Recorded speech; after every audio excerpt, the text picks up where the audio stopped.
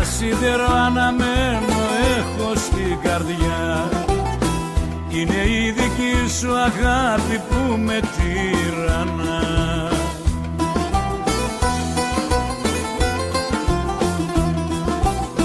Θα έχω σ' όλη τη ζωή μου βάρος στη συνείδησή μου για τα τόσα σφάλματά μου που σε διώξαν μακριά μου.